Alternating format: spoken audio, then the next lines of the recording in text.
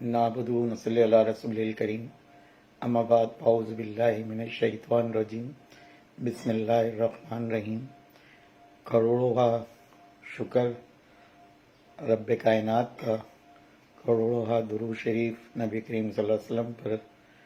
اور ان تمام مسلمان بہن بھائیوں پر، میرے اسٹاف پر، میرے ایسوسیشن کے ساتھیوں پر، دوسرے ایسوسیشن کے ساتھیوں پر، اسکول کے بچوں پر، اہل محلہ، دوسرے جو دوست احباب جو پوری دنیا سے میرے لیے دعائیں کرتے رہے اور ان دعاؤں کی وجہ سے اس تپتے صحرا میں دوبارہ سے چھاؤں آئی۔ میں سب کا لاکھ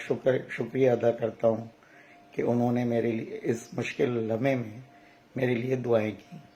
لیکن ان میں چند ایسے لوگوں کا اگر میں ذکر نہ کروں تو یہ منافقت ہوگی کہ اس میں سب سے پہلے اللہ تعالیٰ کے بعد دنیا میں ڈاکٹر عرفان کا شکریہ ادا کروں گا، جو لیاقت نیشنل ہاسپٹل کے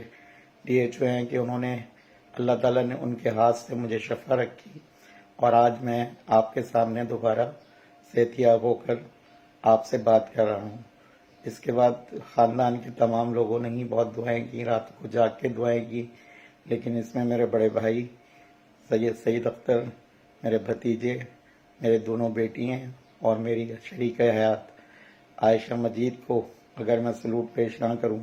تو یہ ذاتی ہوگی کہ 10 دن اگر میں ICU میں رہا تو وہ 10 دن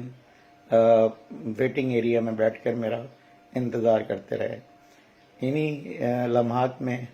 کچھ ایسے دوست ملے جو بھائیوں سے زیادہ آگے لگے اور ایسا لگا کہ کئی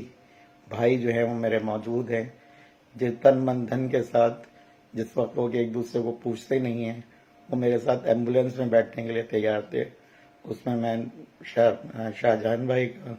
نصیر بھائی کا، غلام عباس بلوچ کا، شکیل بیگ کا، راشد بھائی کا، زاہد بھائی کا، عابد بھائی، راشد بھائی، عابد بھائی اور کیا نام ہے اپنا خرم کا، اپنے چھوٹے بھائی عباسی کا۔ اور جیسے ہی جب میری یہ غلط خبر ایک نشر کر دی گئی کہ میرا جو ہے کرونا کی وجہ سے انتقال ہو گیا ہے، تو یہ لوگ ایسے لڑ پڑے، شکیل بیگ بھائی ایسے لڑ پڑے ہر جگہ، ہر فورم پہ، کہ مجھے لگا کہ مقصد واقعی شاید سچی خبر کو جھوٹا کر رہے ہیں۔ لیکن اللہ تعالیٰ نے میرے دوستوں کی دعاؤں کو قبول کیا اور آج میں آپ کے سامنے دوبارہ آپ سے بات کر رہا ہوں۔ اس میں ٹیلی فونک رابطے میں جو حوصلہ دیا اور مہینوں کا سفر ہفتوں میں طے کرایا، ان میں یقینی طور پر میں میڈم رافعہ ملا،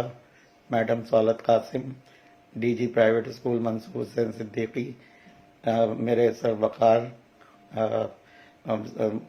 کیا نام ہے سرپرست اعلیٰ جواد حیدر نقوی صاحب اور وزیر تعلیم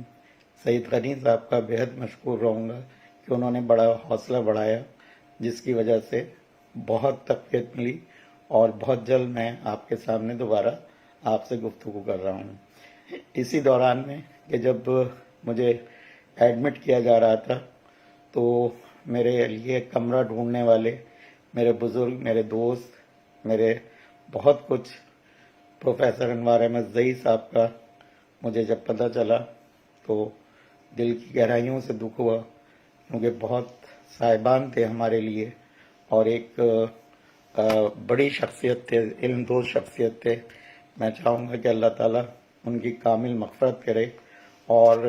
کیونکہ جو شخص رات 12 سے 2 بجے تک قرآن کا مطالعہ کرتا ہو تو یقیناً وہ شہادت کے درجے پر ہوتا ہے۔ تو میں ان کے گھر والوں سے اللہ تعالیٰ سے دعا کرتا ہوں کہ اللہ تعالیٰ ان کے بیٹے کو، بیٹی کو اور ان کی ہر دل نواسی کو اس صبر کو سہنے کا حوصلہ دے اور اللہ تعالیٰ ان کی کامل مغفرت کرے۔ اور وہ تمام دوست میڈیا کے جنہوں نے مجھے پچھلے دنوں رابطہ کیا کہ آپ آئیں اور بتائیں اس حوالے سے، بیماری کے حوالے سے، تو یقینی طور پر 1 سے 2 روز کے بعد میرا کرنٹائن کا ٹائم پورا ہو جائے گا، تو یقیناً میں آپ تمام لوگوں کے سوالوں کے جواب ضرور دوں گا۔ میں ایک دفعہ آپ لوگوں کو ضرور یہ کہوں گا کہ یہ مرض یقیناً جان لیوا ہے. احتیاط خالی اس سے بچاؤ کا ذریعہ ہے. آپ احتیاط کیجیے، اور کسی بھی لمحے اگر میری اس میں کوئی ضرورت ہوگی تو میں آپ لوگوں کے ساتھ ہوں. ایک دفعہ تمام لوگوں کا پھر سے شکریہ. سید شہزاد اختر.